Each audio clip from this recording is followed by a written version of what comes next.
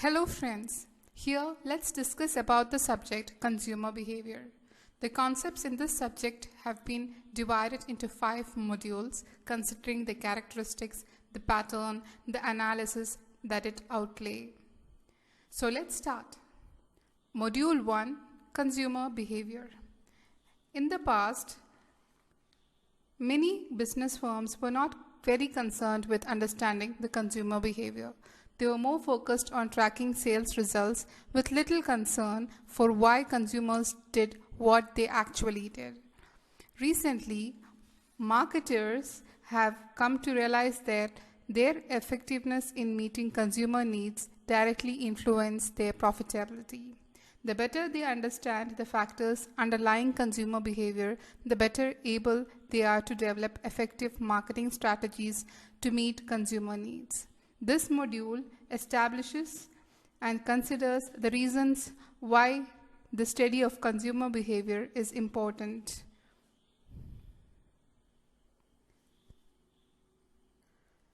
A consumer is who typically engages in one or all of the activities mentioned in the definition. Traditionally, consumers have been defined very strictly in terms of economic goods and services wherein a monetary exchange is involved.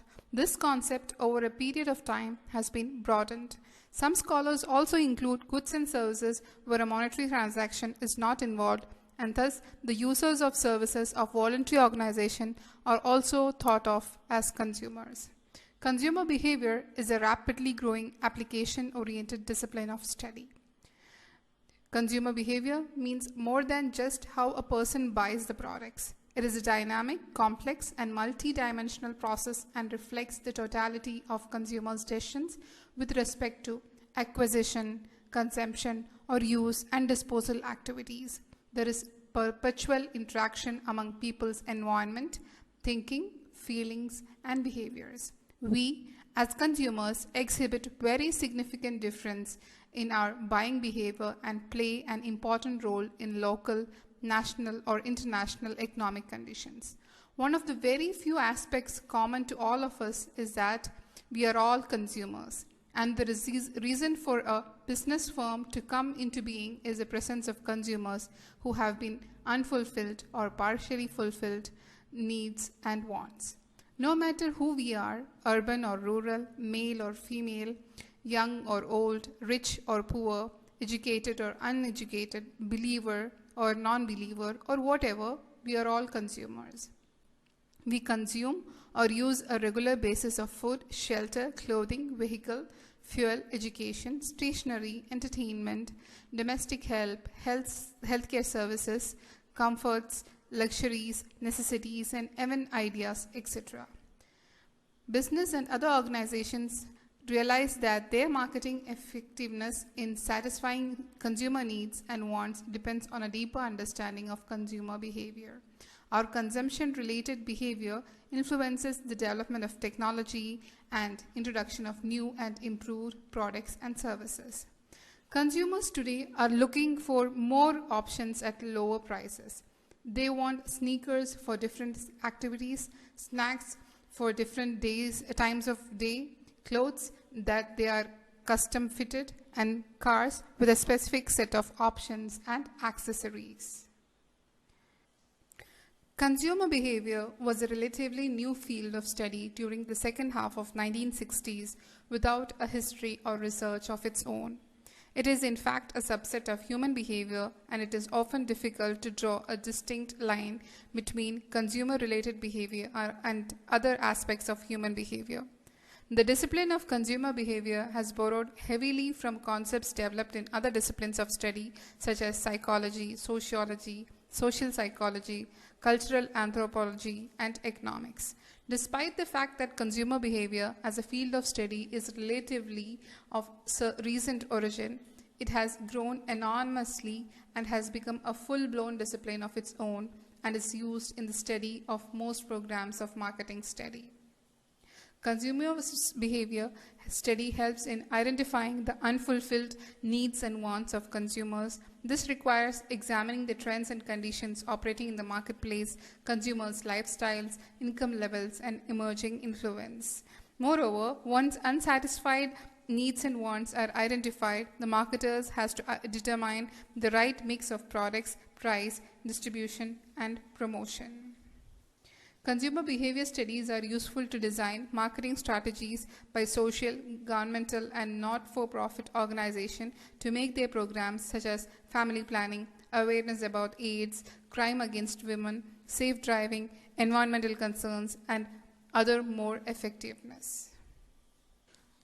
As mentioned earlier, consumer behavior is influenced by various factors like marketing factors such as product, design, price, promotion, packaging, positioning, and distribution, personal factors such as age, gender, education, and income level, psychological factors that are critical to an understanding of consumer behavior and helps to comprehend consumption-related needs of individuals, their actions and responses to different promotional messages and products, and the way their experiences and personality characteristics influence product choices. Then social psychology factors, that is the combination of sociology and psychology, and studies how an individual operates in a group. It also studies how those whose opinions they respect, such as peers, reference groups, their families, and opinion leaders influence individuals in their consumption behavior. Economic factors, which is an important aspect of the study of economics, in the study of how consumers spend their funds, how they evaluate alternatives, and how they make decisions to get maximum satisfaction from their purchases. Cultural anthropology, that is the study of human beings in society. It explores the development of core beliefs, values, and customs that individuals inherit from their parents and grandparents, which influence their purchase and consumption behavior. Consumer behavior is not static. It undergoes a change over a period of time, depending on the nature of products. The change in buying behavior may take place due to several other factors, such as an increase in the income level, education level, marketing factors. Other factors that are influenced by consumer behavior varies from consumer to consumer. It varies from region to region and country to country. A positive consumer behavior leads to a purchase decision. A consumer may take the decision of buying a product on the basis of different buying motives. The purchase decision leads to higher demand and the sale of the marketers increase. Therefore, the marketers need to influence consumer behavior to increase their purchases. Two broad influences determine the consumer's choice. The first is the individual consumer whose needs, perceptions of brand characteristics, and attitude towards alternative influence brand choice. In addition, the consumer's demographic, lifestyle, and personality characteristics influence brand choice. The second influence on consumer decision making is the environment. The consumer's purchasing environment is represented by the culture, that is the norms or the values of the society, by subcultures, that is a part of the society with distinct norms and values. Another factor that influences consumer behavior is the reflex status. The consumer behavior is not influenced by the status of a consumer, but it also reflects it. The consumers who own luxury cars, watches, and other items are considered belonging to higher status. The luxury items also gives a sense of pride to the owners, is one such example. In business terms, there are different types of consumers of goods and services that are offered for sale by companies and manufacturers. So why is it important to understand different types of consumers and how to reach them? Understanding the type of consumers who purchase your product can help you make a diverse range of decisions, including product design, promotion, etc. Now we will look into the types of consumers. Direct consumers, that is direct to consumers, means you are selling your product directly to end consumers without third-party retailers, wholesalers, or other middlemen. Loyal consumers. Loyalty is a measure of consumers' likeliness to do repetitive business with a company or brand. It is a result of satisfaction, positive experience, and the overall value of the goods or services a consumer or a customer revives from a business. Impulsive consumer.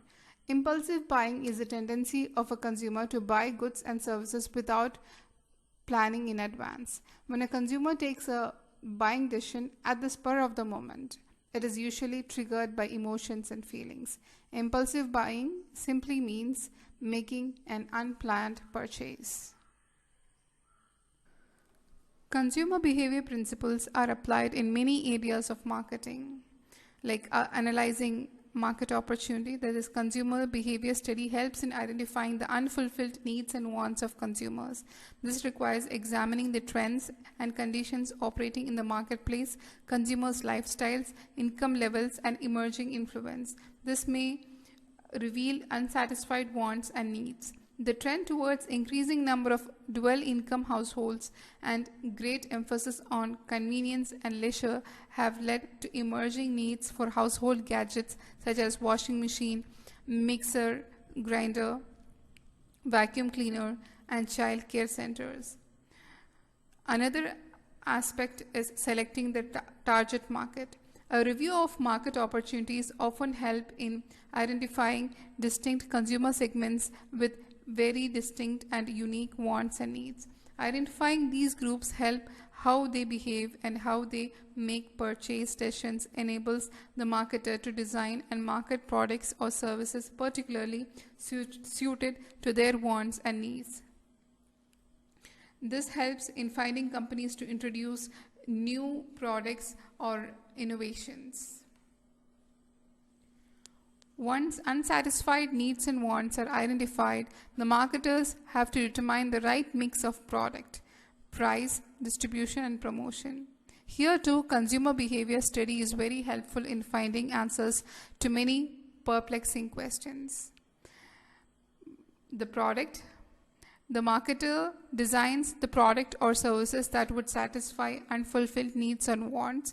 Further decisions regarding the product concerns the shape, size, and features. The marketers also have to decide about packaging, important aspects of services, warranties, and accessories, etc. Nestle first introduced Maggi noodles in masala and capsicum flavors. Subsequently, keeping in view the consumer preference in some regions, the company introduced garlic, sambar, mixed vegetables, dal lata noodles, etc. The second important component of marketing mix is price. Marketers must decide what price to charge for the product or service. These decisions will influence the flow of revenue of the company. Should the marketer charge the same or higher or lower price in comparison to competition? Is the consumer price sensitive, and would a lower price stimulate sales? Should there be any price with discounts? Do consumers perceive lower price indicative of poor quality? To answer such questions, the marketer must understand the way the company's product is perceived by consumers, the importance of price as a purchase decision variable, and how different price levels would affect sales. Promotion is considered or concerned with marketing communications to consumers. The important promotion methods are advertising, personal selling, sales promotion, publicity, and direct marketing. Should it be advertising alone, or should it be combined with sales promotion? The company has to know the target consumers, their location, what media do, how they access, and what are their media preferences. In most of the cases of industrial products, there is very little or no advertising. Brochures containing technical specifications are often posted to clients, and salespeople make follow-up visits. Consumer products get the maximum share of advertising. The pharmaceutical industry exclusively uses personal selling for prescription drugs. Insurance companies use both advertising and personal selling. The next decision relates to the distribution channel, that is, where and how to offer products and services for sale. Should the products be sold through all the retail outlets or only through selected ones? Should the marketer use only the existing outlets which would sell the competing brands, or should new exclusive outlets selling only the marketer's brands be created? Is the location of retail outlets important from consumers' point of view? Should the company think of direct marketing? The answers to these questions are furnished by consumer behavior research. For example, when Eureka Forbes introduced its vacuum cleaners many years ago, few stores knew nothing about this product, and most of them were not willing to buy it. Consumer awareness about the product was also low, and no retail shops carried the product. Under these circumstances, the company decided to sell the product only through personal selling, with salespeople calling directly on the consumer at home. These people or salespeople had enough time to explain and demonstrate the vacuum cleaner and convince prospectus about its usefulness. Retail outlets would not have been suitable for this sales approach. This strategy was based on understanding the consumer behavior and yielded good results. Consumers' final purchase activity is the only aspect that is visible. Other aspects of their decision process involves the interplay of number of complex variables which are not visible to an observer. The study of consumer behavior involves what they buy, why they buy, how they buy, when they buy, where they buy, how frequently they buy it, and what are the post-purchase activities. The study of consumer behavior is an important field of study and is a separate branch in the marketing discipline. Scholars in the field of marketing observed that consumers did not always behave only as suggested by the economic man theory. Many consumers did not like using Me Too types of products and showed preference of highly differentiated products that reflected their personalities and lifestyles. Consumer preferences are shifting and becoming highly diversified, and the purchase behavior is becoming fairly complex and less predictable. Consumer behavior studies can help unearth much information to help marketers to segment markets, selection of target segments, developing the position strategy, and develop appropriate marketing mixes for different markets and group of consumers. The concept of marketing segmentation emerged as an extension of the marketing concept in the latter part of 1950s. It is based on the simple observation that all the existing and potential consumers are not alike. There are significant differences in their needs, wants, tastes, background, income, education, and experience, etc., and these characteristics change over time with lifestyle changes. Had they been alike, it would have eliminated the need to have different variations of the same product, and one promotional campaign is all that would have been needed. For example, there would have been only one type of soap, one detergent, one car, one computer, one washing machine, and so on. A market segment is a portion of a larger market in which the individuals, groups, or organizations share one or more characteristics that cause them to have relatively similar product needs. A market is composed of individuals or with dissimilar wants and needs, and for this reason it is called a heterogeneous market. Market segmentation is the process of dividing the total heterogeneous market into relatively distinct homogeneous subgroups of consumers with common needs or characteristics and selecting one or more segments to target with distinct marketing program. Segmentation studies are used to uncover needs and wants of specific group of consumers for whom the marketer develops specially suitable products and services to satisfy their needs. Segmentation studies help identify the most appropriate media for promotional messages. Almost all media vehicles use segmentation studies to determine the characteristics of their audience and publish their findings to attract marketers seeking a similar audience. A segmentation variable is a characteristic of individuals, groups, or organizations that marketers use to divide and create segments of the total market. Variables such as geographic location, age, gender, or product benefits sought are used frequently to segment markets. Selecting the right segmentation variable is critical. For example, small car producers might segment the market on the basis of income, but they probably would not segment it on the basis of political beliefs or religion, because the same or religion do not normally influence the consumer's automobile needs. Segmentation variable must also be measurable to segment the market accurately.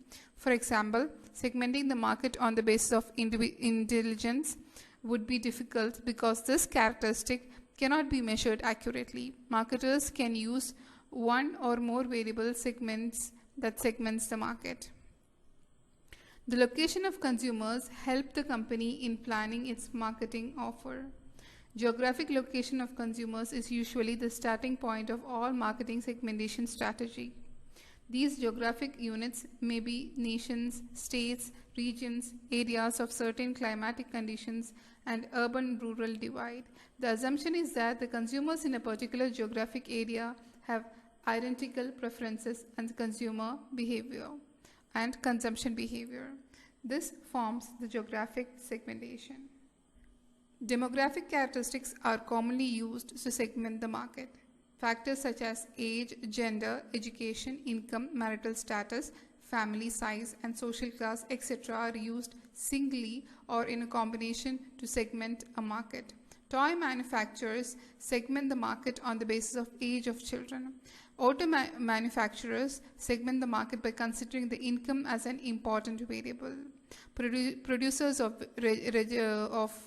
refrigerators, washing machines, microwave ovens, etc. take income and family size as important variables in segmenting the market. Ready-to-wear garment producers are often segment the market on the basis of social class. In general, the social class represent lower, middle, and upper class depending on education, income, and status, etc. For example, an engineer and a clerk are considered as members of different social class. When segmentation is based on personality or lifestyle characteristics, it is called psychographic segmentation. Consumers have a certain self-image, and this describes their personality. There are people who are ambitious, confident, aggressive, impulsive, conservative, modern, introvert, extrovert, etc. Some motorcycle manufacturers segment the market on the basis of personality variables such as independent and impulsive, etc. Some producers of liquor, cigarettes, apparels, etc. segment the market on the basis of personality and self-image. Marketers often are not concerned with measuring how many people have the characteristics, as they assume that a substantial number of consumers in the market have either the characteristics or wants to have it. Another segmentation is the lifestyle. It is an indicator of how people live and spend their time and money. What people do in their spare time is often an indicator of their lifestyle.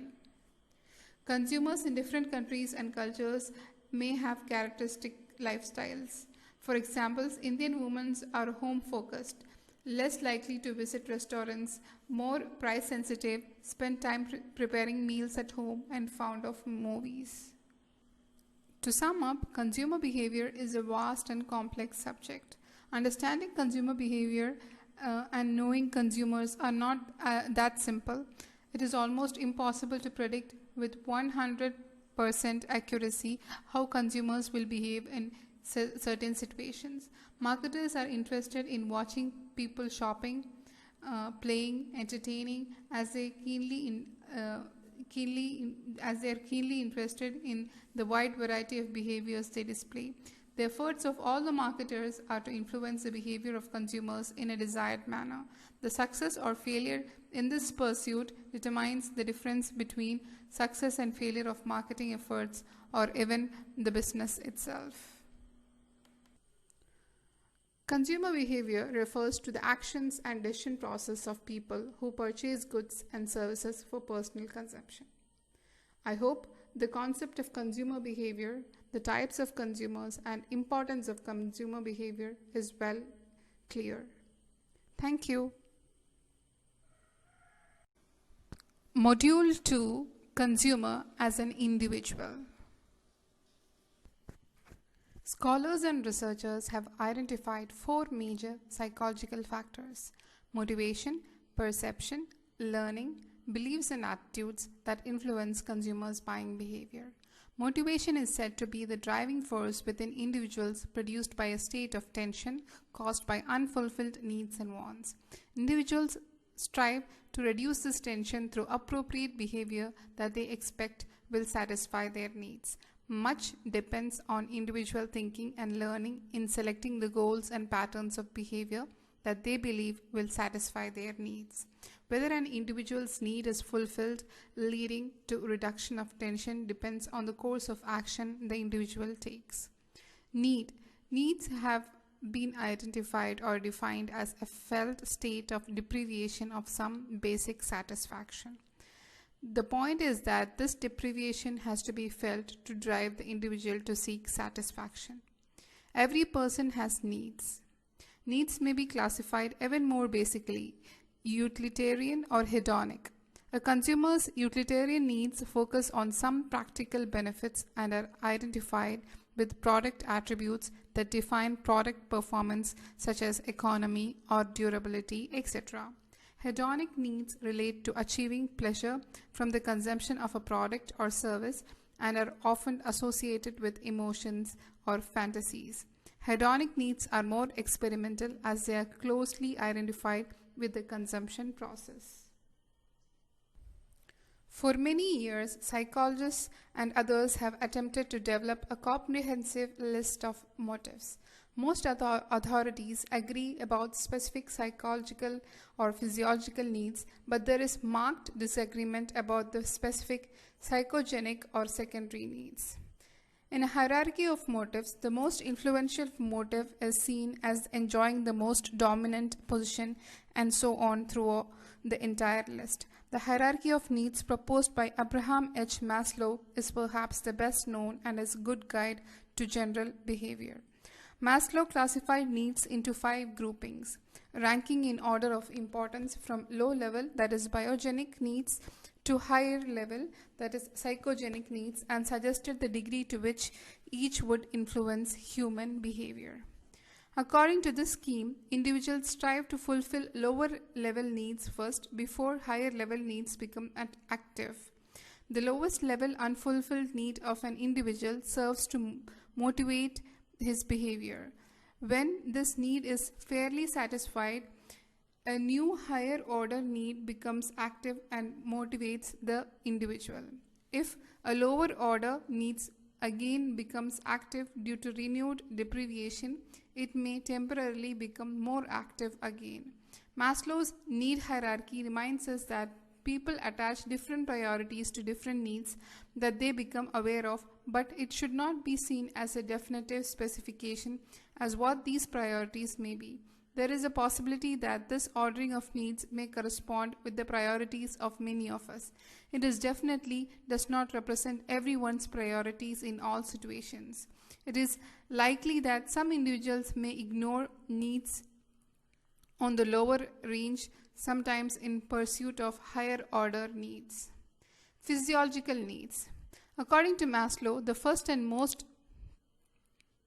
basic level of need is physiological.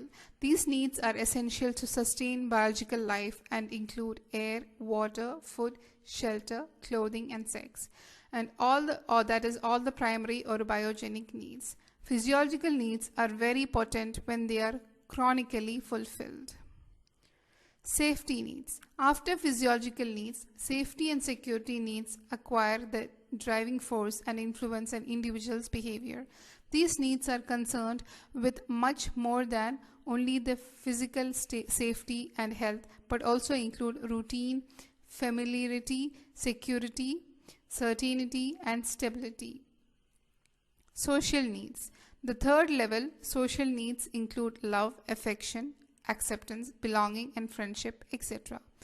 By and large, humans are social creatures and need warm and safe, satisfying human relations or relationships with others. People have strong attachment with families and are motivated by love and affection. Products are often used as a symbol of love and caring. For example, flowers, greeting cards, chocolates, jewelry, and diamonds are given as tokens of affection for someone. Ego needs. The fourth level is considered with ego needs. These needs include reputation, prestige, status, self-esteem, success, and independence, etc. Many ads of ego-intensive products emphasize ego appeals such as expensive watches, jewelry, and designer dresses, etc. Self-actualization need. Maslow believed that most people are unable to satisfy their ego needs sufficiently, and as a result of this, they are unable to move to the fifth and last level. Self-actualization refers to a person's desire to achieve or become what one is capable of. People express this need in different ways. The only common thing is that they all seem to be striving for excellence in whatever they are doing. They work self-mindedly for years to achieve what they want. The theory has received wide recognition among practicing managers and in social discipline, as it appears to reflect the inferred human motivations. This can be attributed to the theory's intuitive logic and easy of understanding. The 5 need levels are generic enough to cover most human needs. The major problem with need hierarchy theory is that research does not generally validate the theory. It is not only that it is not possible to measure accurately how satisfied one is before the next higher level need becomes active. Reality to an individual is that individual's perception is a personal phenomena on the basis of which the individual acts or reacts and not on the basis of objective reality. For this reason, marketers are particularly interested in consumers' perception than their knowledge of objective reality. Simply putting, perception is how we see the world around us. Different individuals may be exposed to the same stimuli under the same conditions, but how each individual recognizes the stimuli, selects them, organizes them, and interprets them is unique in case of each person and depends on his needs, wants, values, beliefs, personal experiences, moods, and expectations. Perception is also influenced by the characteristics of the stimuli, such as size, color, and intensity, etc., and the context in which it is seen or heard. Consumer perception refers to the customers' or consumers' awareness, their impressions, and their opinions about the business, products, and brand. Consumer perception is shaped by multiple variables, including direct and indirect interactions with the offerings. Today, perception impacts buyer decision making, and it is a huge success factor in the retail industry. Brands monitor and understand consumer perception, and its contributing factors can better identify opportunities to improve consumer experience. FISHBEIN model. FISHBEIN model of consumer behavior attempts to explain the rationality of choice of the product by the consumer by using measure of his or her overall attitude towards the object. FISHBEIN model distinguishes 3 basic variables. First one is consumer attitude towards particular object. Second, beliefs that this object has certain attributes, that is benefits, values, features. It is a result of prior knowledge, advertising, etc. And the third one is subjective evaluation of this attribute and positive give-ups and benefits from acquiring this object. Martin Fishbein defines attitudes as learned predispositions to respond to an object or class of objects in a consistently favorable or unfavorable way.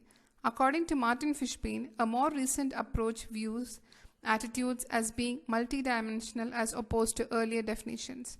According to this thinking, an individual's overall attitude towards an object is believed to be a function of the strength of each belief, that is, the individual holds about various attributes of the object, and the evaluation that he or she gives to each belief as it relates to the attitude object.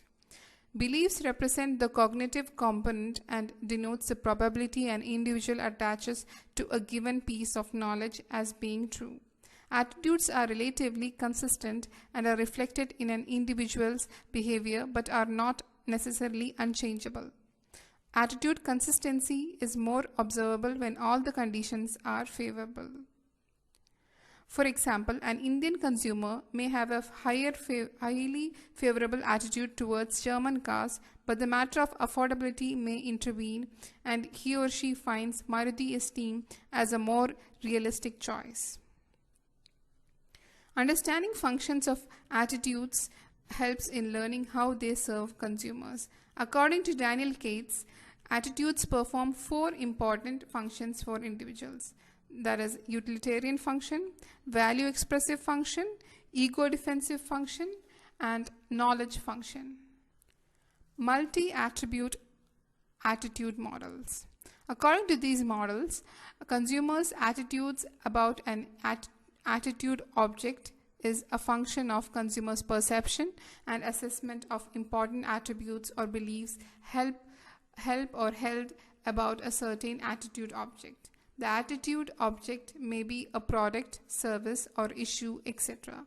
In other words, many beliefs about attributes are evaluative in nature.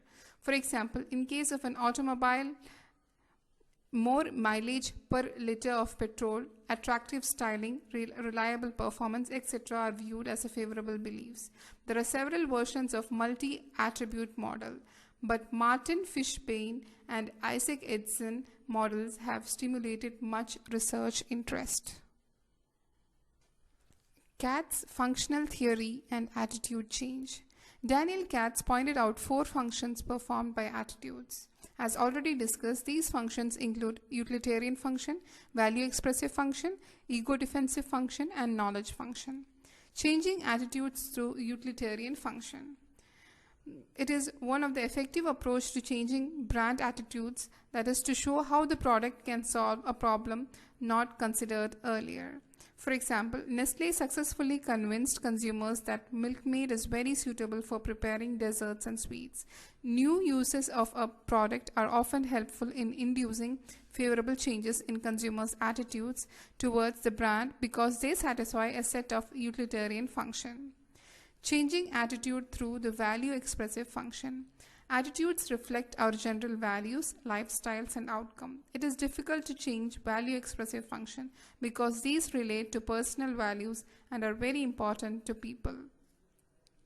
A large segment of the younger generation in our country has positive feelings towards wearing latest fashion clothes, and most ads of ready-to-wear garments are capitalizing on this value expression function.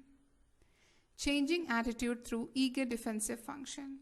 Very strongly held attitudes often serve the ego defensive function and are least likely to accept outside influences.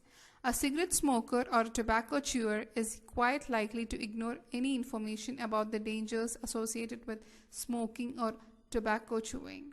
This is an ego defensive function and results in an attempt to deliberately avoid painful information. A positive advertising approach would be to suggest the steps that they can take to minimize or reduce the usage of these words. Such an approach may prove to be helpful in influencing attitudes. Changing attitude through the knowledge function. This approach of changing attitudes is based on consumers' cognitive needs. Knowledge function facilitates the information processing task. Most marketers attempt to create a clear and unambiguous positioning for their brands to develop favorable consumer attitude. Apple computers have created a definite positioning and communicated detailed information to convince consumers about the superiority of its different models. Apple's customers have developed strong attitudes and would not change to any other brand of computers. Elaboration likelihood model and attitude change. As discussed earlier, under conditions of high involvement, consumers process information through a central route.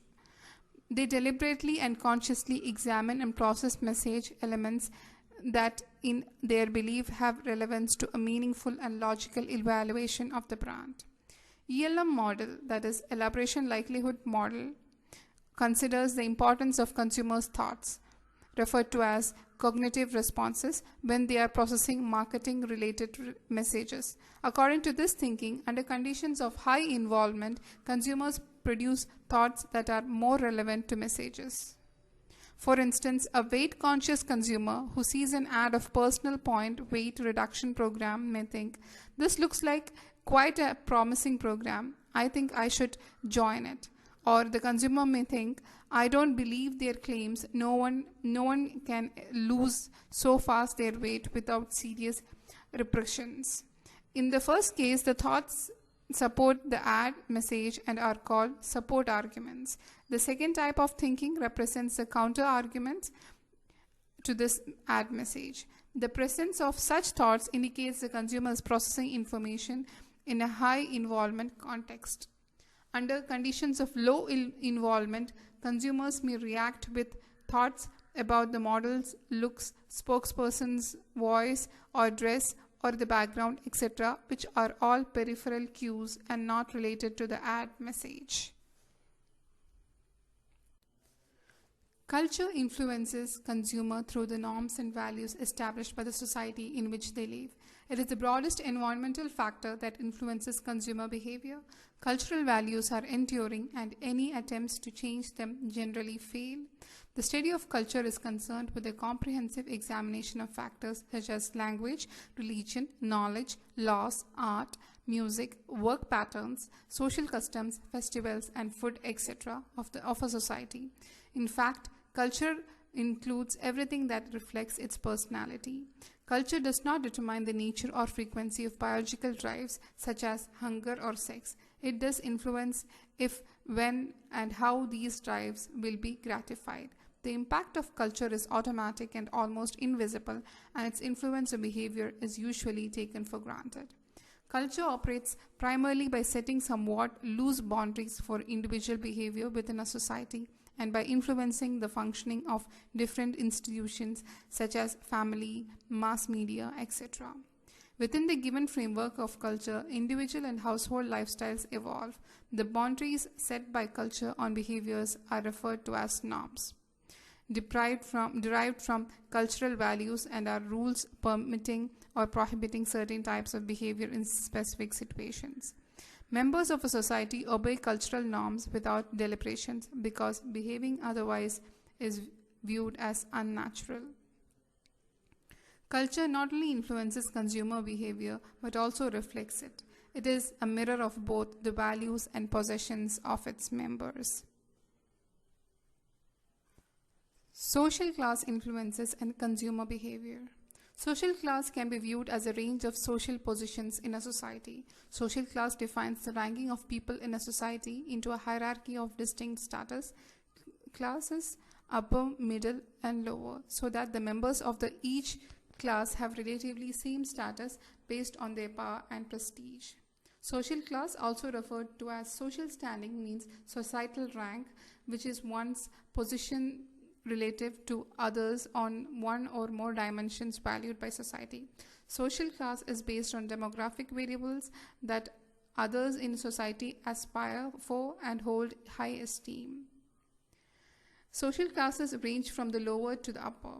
Those with few or none of the socio-economic factors desired by society represent lower class, while persons who possess many of the socio-economic characteristics desired by society constitute upper class.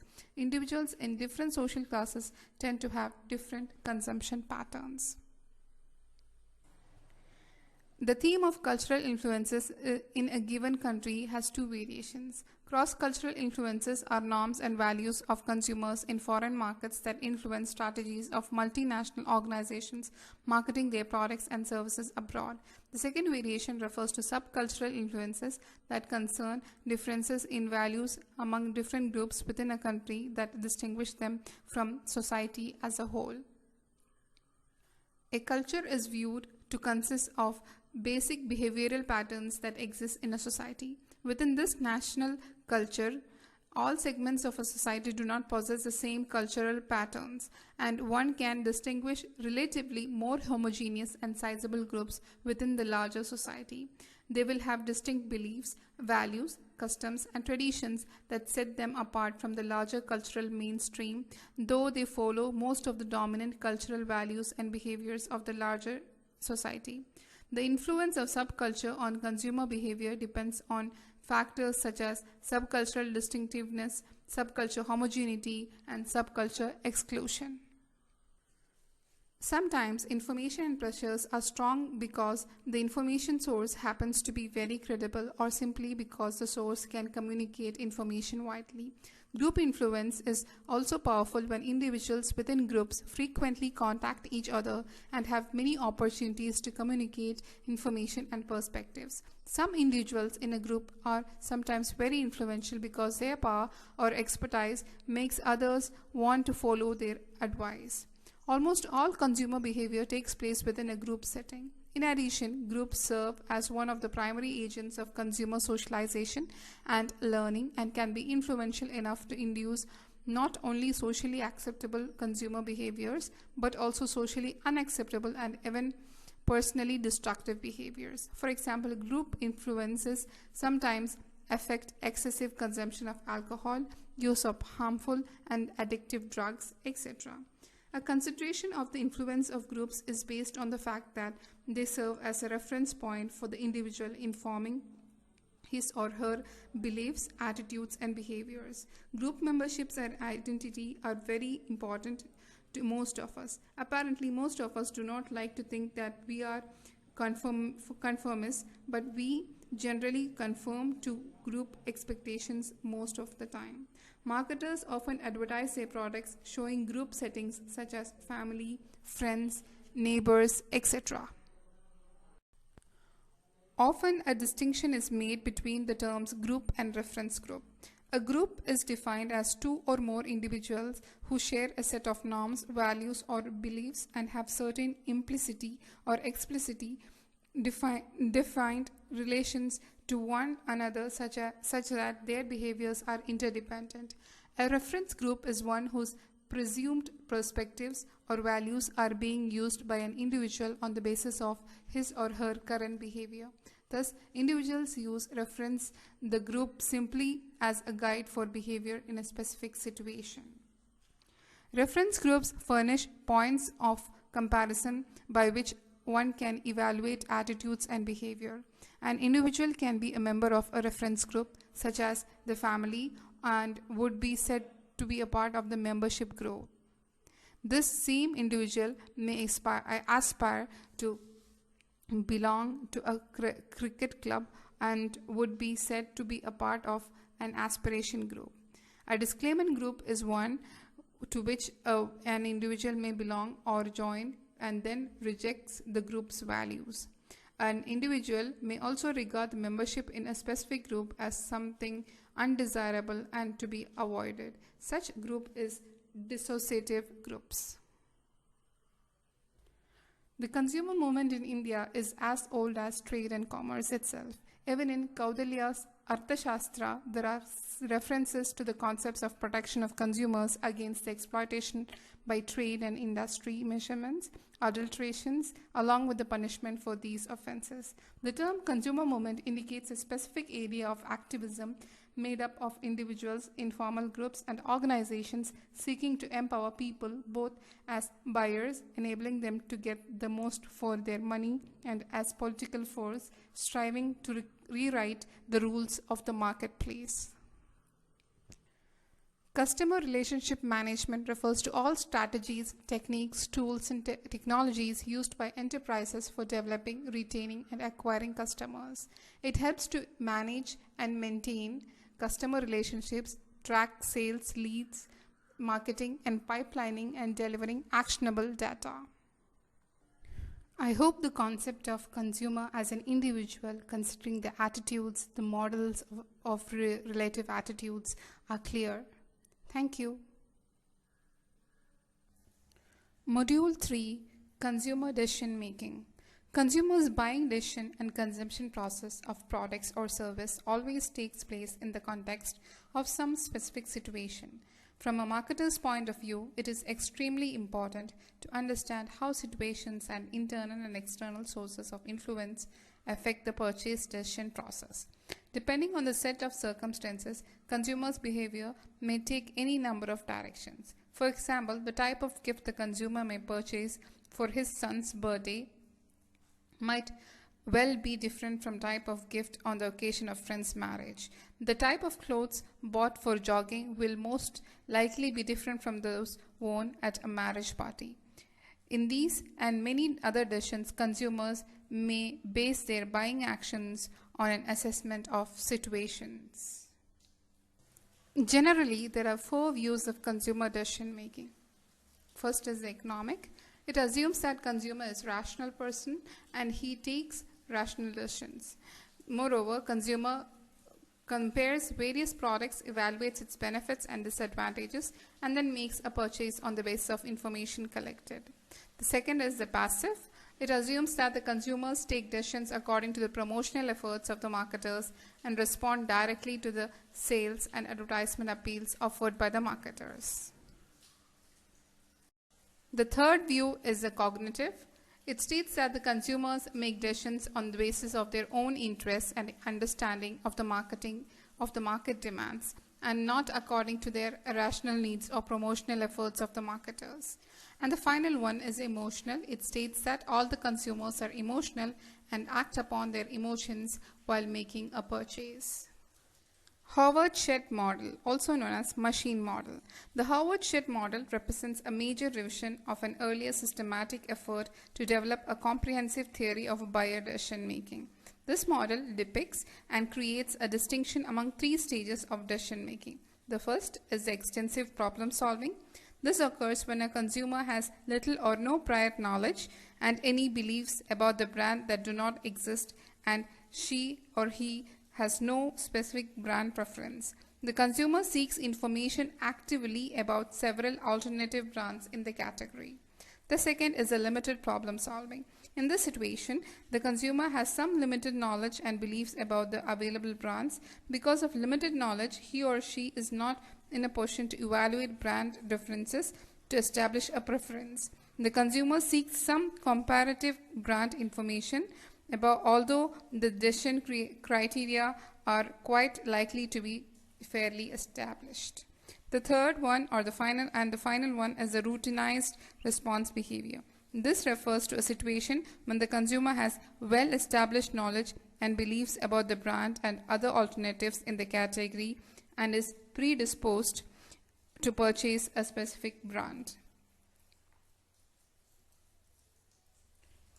The EKB model, or ENGLE, BLACKWELL, Maynard model, also known as open system, was originally developed in 1968 to serve as a framework for organizing the fast-growing body of knowledge concerning consumer behavior. Over years, it has been revised a number of times, improving the descriptive ability and clarifying basic relationships between components and subcomponents. The model further consists of 4 sections: information input, information processing, decision process stages, and variables influencing the decision process. The first, or the start, is the decision process stage, when the consumer recognizes an unfulfilled or partially fulfilled need. The starting point of any purchase decision is consumer need, or the problem. This occurs when a consumer perceives a difference between his or her ideal desired state and actual state of affairs. Consumers buy products or services when they believe the product or service would be able to solve this problem. Marketers often attempt to make customers aware of unperceived needs and problems through marketing communications. Further steps in the decision making include information search, alternatives of evaluation, purchase, consumption, and post-consumption evaluation. The second section is information input. Information from marketing and non-marketing sources feeds into the information processing section of the model. After passing through the consumer's memory, which serves as a filter, the information has initial influence at the problem recognition stage of the decision-making process. If the available information is insufficient, there may be more deliberate search for information. Next comes the information processing. The information processing section of the model consists of consumers' exposure, attention, comprehension, acceptance, and retention of marketer controlled or non-marketing information. Before a message can be used, the consumer must first be exposed to it, allocate information processing capacity to it, interpreting the stimulus, be persuaded by it, and retain the messages in the long-term memory. In order to be retained in long-term memory as information and experience, the message must pass through short-term memory, where message is analyzed for meaning. And the final stage is the variables influencing the decision process. The last section of the model consists of individual and environmental influences that affects all the stages in the decision process. Individual differences includes motives, values, lifestyle, personality, and attributes. The environmental influences are culture, social class, family, and reference groups. Situational influence such as consumers' financial condition, etc. also influence the decision process. In simple, a model refers to a simplified depiction of reality and includes only those aspects of reality that interest a particular model developer. Models assist in constructing a theory that guides research on consumer behavior and facilitates learning of what is known about consumer behavior. I hope the concepts and the models discussed in this module are clear. Thank you. Module 4, Purchase Decision Process.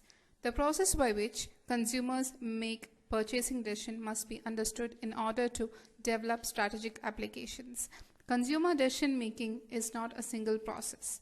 Deciding to buy a car is a different process from deciding to buy toothpaste. The consumer purchasing decision is based on two dimensions: the extent of decision making and the degree of involvement in the purchase. The first dimension represents a continuum from decision making to habit. Consumers can base their decisions on a cognitive, that is, thought process of information search and evaluation of brand alternatives. On the other hand, little or no decision making may take place when the consumer is satisfied with a particular brand and purchase is consistent. The second dimension depicts a continuum from high to low involvement purchase. High involvement purchases are those that are important to consumer. Such purchases are closely tied to the consumer's ego and self-image and involve some financial, social, or personal risk. In such cases, it is worth the consumer's time and energy to consider product alternatives carefully. Low involvement purchases are not as important to the consumer, and the financial, social, and psychological risks are not nearly as great. In such cases, it may not be worth the consumer's time and effort to search for information about brands and to consider a wide range of alternatives. Marketers may seek to change consumer brand attitudes after as well as before a purchase. Such a strategy may attempt to counter competitive advertising that creates doubts in consumers' minds about the purchase, or it may attempt to counteract negative experiences with the product. These theories, that is dissonance theory and attribution theory, are implications for attitude change after purchase. Dissonance theory suggests that marketers should seek to reduce dissonance by supplying consumers with positive information about the brand after the purchase. Attribution theory states that the consumer seeks to determine the causes for events often after the fact. A consumer can attribute product performance to his or her choice. Attribution theory implies that advertisers should give consumers positive reasons for the purchase after they have bought the product. In case of online purchase decision process, it involves a variety of different factors in choosing to buy a product. The first and foremost is identifying the need, that is the problem, or what is the unsatisfied factor to make a purchase. Second is information search, that is to find out which all products are available in the market and to search for the information regarding these products and their brands. Third one is evaluating stage, that is the alternatives are evaluated, the best is chosen, and finally the purchase decision is made. And after the purchase decision is made and the purchase is done, the purchase evaluation takes place, that is whether our expected needs are met, are we satisfied with the product. All this comes under purchase evaluation. So this is a summing up of the entire online purchase decision process. The ability to develop successful new products is critical to a company's sales, future growth, long-term survival, etc. There is no universally accepted definition of products, innovation, or new product. Besides products, services too can be new to a market. Ideas can also be described as innovations. For instance, social marketers have been active in persuading consumers to adopt family planning, immunization of children against polio, and smoke-free workplace, etc. An important aspect is that the consumers should perceive a product, service, or idea as new, irrespective of the fact that whether it is actually new or not. There are many products which are new to certain market segments, though they may have been around for quite some time in other markets. Innovations bring about changes in consumers' consumption pattern. Some innovations influence how, when, where, why, or whether we acquire products. For example, a comparatively recent innovation is internet shopping, which has altered the way we buy certain types of products. Other innovations may radically change the way we use products or services. For example, microwave ovens have changed the way food is cooked, and email or voicemail has changed the way we communicate. The list of innovations keeps going on and on with the passage of time. Consumers' thirst for better and more efficient products and services seems to be insatiable. The diffusion process. The diffusion process is a manner in which innovations spread over time to other consumers through communication across a market. Diffusion research traces the penetration and acceptance of an innovation across its life cycle. A new product's phases of life cycle starts from introduction and progress up to its decline in a typical case. The diffusion process identifies innovators in the introductory phase of life cycle. There are early adopters during growth period, and the early majority and late majority adopts the product its maturity period, that is to the last of the adoption of the product. Cross-culture involves a global approach or a global culture. Here, the cross-cultural value measurement and how it is applied is extensively important in consumer behavior. These values include individualism versus collectivism, masculinity versus femininity, high versus low power distance, high versus low uncertainty avoidance, and abstract versus associative thinking.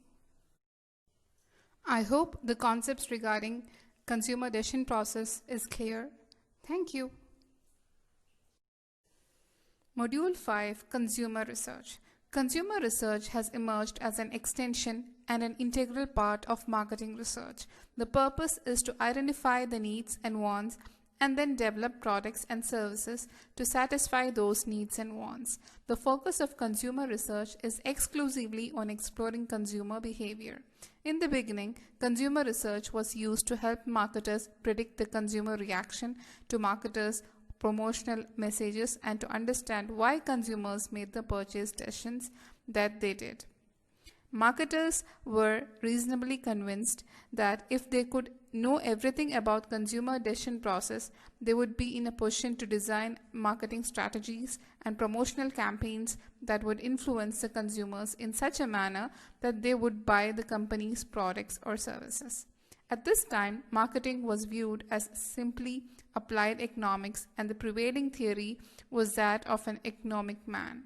Assuming that consumers are rational beings who make objective evaluations about products or services and choose only those that offer them maximum satisfaction at the lowest cost.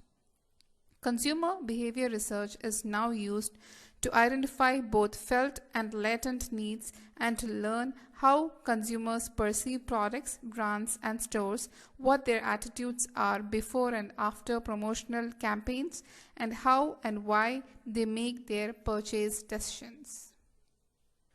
A major issue that even the best marketers are addressing now is how to research consumer behavior in a most effective manner. And the reality is there are no single solutions, and analysts are applying a variety of effective techniques to get into customers' mind. At the outset, it is important to clearly specify the purpose and objective of research study on which the marketing manager and the researcher agree. This will ensure the development of appropriate research design. For example, if the purpose of the research study is to come up with new ideas for advertising campaigns, then a qualitative study might be fruitful. The sample size would be small due to cost of each interview, and a highly trained professional will spend more time face-to-face with respondents and subsequently would also analyze and interpret the data. The findings, however, may not be representative of the entire marketplace. In case the purpose of the study is to learn what percentage of people use certain products and how frequently they use them, then a quantitative study is more appropriate. The selection of a research design depends on the purpose of the study. If a marketer needs descriptive information, then a quantitative research study is called for. But if the purpose is to generate new ideas, then a qualitative study is appropriate.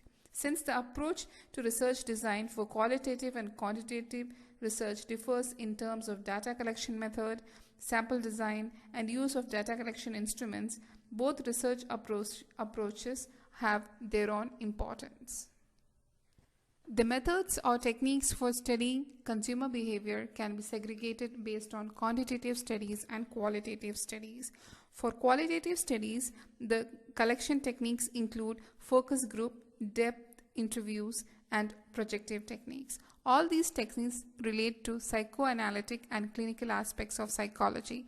The emphasis is on open-ended and free response types of questions so that the respondents reveal their unconscious thoughts and beliefs. Depth interviews is the heart and soul of motivational research and designed to determine deep-seated or repressed motives. A depth interview is lengthy, unstructured, and informal and is between a respondent and a trained researcher. It generally lasts in between 30 minutes to 1 hour. Focus group. Focus group is a popular technique for exploratory research and brings together about 8 to 10 people with similar backgrounds to meet up with a moderator or analyst for a group discussion. The discussion is focused on a product or service or any other subject for which the research is conducted. Projective techniques.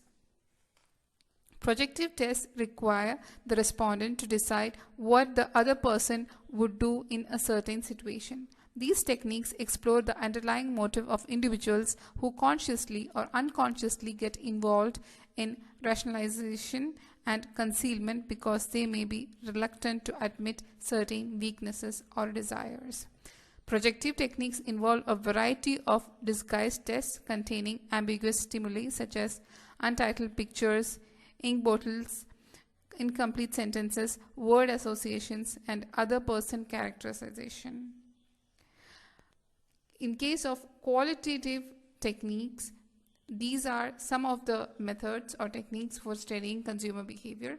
In case of quantitative techniques or quantitative studies, the techniques for data collection includes observation, experimentation, survey, which are on 3 basic approaches to collecting data for quantitative study. Observation is one of the important approach to gain an in-depth understanding of consumers that is to observe their behavior in the process of buying and using products. By watching consumers, researchers gain an better understanding of what a product symbolizes to a consumer, because in most cases consumers do not realize that they are being observed and their behavior remains natural. Experimentation. Experiments can be conducted in a laboratory or in the field. The researcher can test the relative sales appeals for package designs, prices, promotional offers, and themes, etc. by designing suitable experiments to identify cause and effect. These experimentations are also known as causal researches. Survey. In a survey for data collection, consumers are aware of the fact that they are being studied and they participate actively. A survey can be conducted by personal interview, by mail, by telephone, or through internet, that is emails or cookies, etc. The field of consumer behavior and other social science disciplines have become more interested in the act of consumption rather than the act of buying decision making. Consumer research is an integral part of marketing research and makes use of a set of methods to explore and predict consumer behavior, to identify their needs and preferences, etc. The information so collected helps to develop products and services and other marketing mix activities to influence consumer behavior.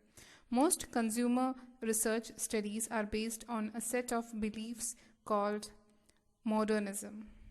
Some researchers have become interested in the act of consumption rather than buying decision making.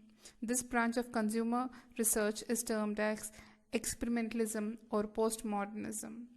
The belief in this approach is that all reality is constructed by the individual consumer or the group and depends perhaps less on external objective reality, and for this reason there can be multiple realities.